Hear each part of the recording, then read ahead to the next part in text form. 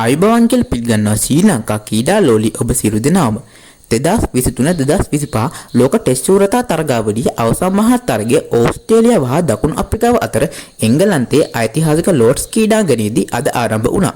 මෙම තරගයේ කාසිය වාසිය දිනු දකුණු අප්‍රිකාව නායක ටෙම්බා බවුමා ප්‍රථමයෙන් පන්දු යැවීමට තීරණය කරා.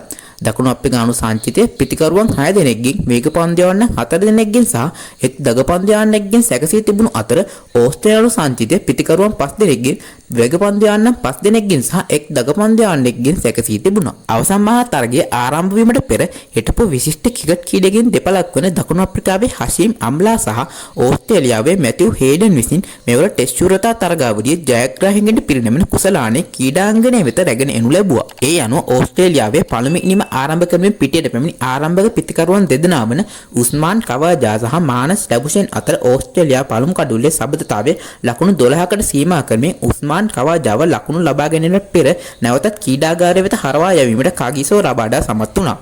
කවාජා දවා ගැනීමත් සමග නැවතත් ක්‍රියාත්මක වූ කගිසෝ රබාඩා එම පන්දුවාරය තුලදීම නැවතත් ක්‍රියාත්මක වී කැමරන් ග්‍රීන්ව ලකුණු 4කට දවා ගැනීමත් සමග ඕස්ට්‍රේලියා කණ්ඩායමේ දෙවන කඩුල්ලද බිඳ වැටුණා. කැමරන් ග්‍රීන්ගේ දැවී යාමෙන් අනතුරුව පිටියේ එක් වූ ස්ටිව් ස්මිත් සහ මානස් ලැබුෂන් එක්ක ඕස්ට්‍රේලියා කණ්ඩායමේ තුන්වන කඩුල්ලට පන්දු 66කින් ලකුණු 30ක සබඳතාවයක් පිටවීමට සමත් වුණා. දකුණු අප්‍රිකාව වෙනුවෙන් ක්‍රියාත්මක වූ මාකෝ ජැන්සන් මානස් ලැබුෂන්ට ලකුණු 17කට දවා ගැනීමත් සමග එම සබඳතාවය අවසන් වුණා.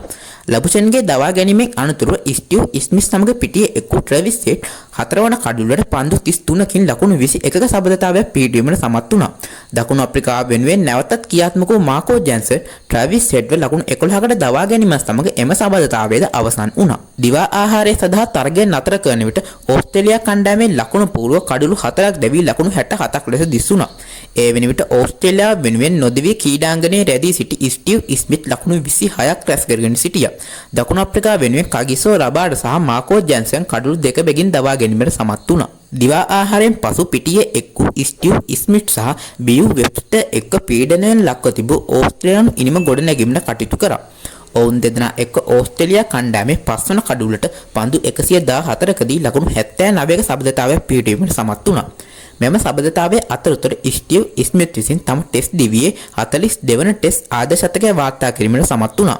මෙම සබඳතාවයේ අවසන් කිරීමට දකුණු අප්‍රිකාව වෙනුවෙන් ක්‍රියාත්මක වූ එඩන් මක්ලම් ඒ වෙන විට පිටියේ ස්ථාවරව ක්‍රියාත්මක වෙමින් සිටි ස්ටිව් ස්මිත්ව ලකුණු 66කට දවා ගැනීමට සමත් වුණා. ස්මිත්ගේ දැවී යාමෙන් අනතුරුව බියු වෙබ්ස්ටර් සමග එක් වූ ඇලෙක්ස් කේඩි ඕස්ට්‍රේලියානු කණ්ඩායමේ 6 වන කඩුල්ලට පන්දු 59කින් ලකුණු 46ක සබඳතාවයක් පිහිටුවීමට සමත් වුණා.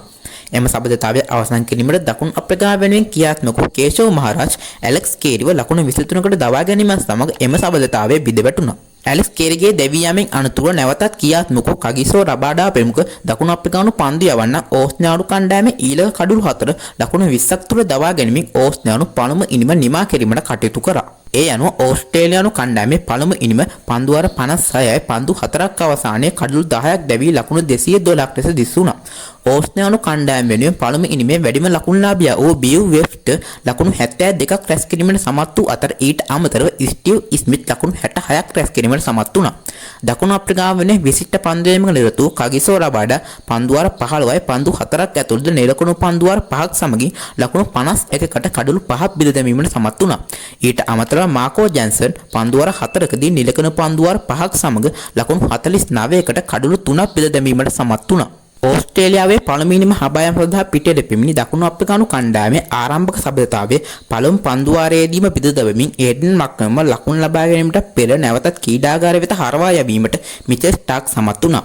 ඉන්පසු නවවන පන්දුවාරයේදී නැවතත් ක්‍රියාත්මක වූ මිචෙල් ස්ටාක් රයන් රිකට්සන්ව ලකුණු 16කට දවා ගැනීම සමග දකුණු අප්‍රිකානු කණ්ඩායමේ දෙවන කඩුල්ලද බිඳ වැටුණා. මිචෙල් ස්ටාක්ගෙන් පසුව පන්දුව අතරගත් නායක පැට් කමින්ස් සහ ජෝස් හැසල්වුඩ් වියන් මුල්ඩර් සහ ක්‍රිස්ටන් ස්ටුප්ව දවා ගැනීමත් සමග දකුණු අප්‍රිකානු ලකුණු පූර්ව කඩුළු 4ක් දැවී ලකුණු 30ක් ලෙස දිස්ුණා.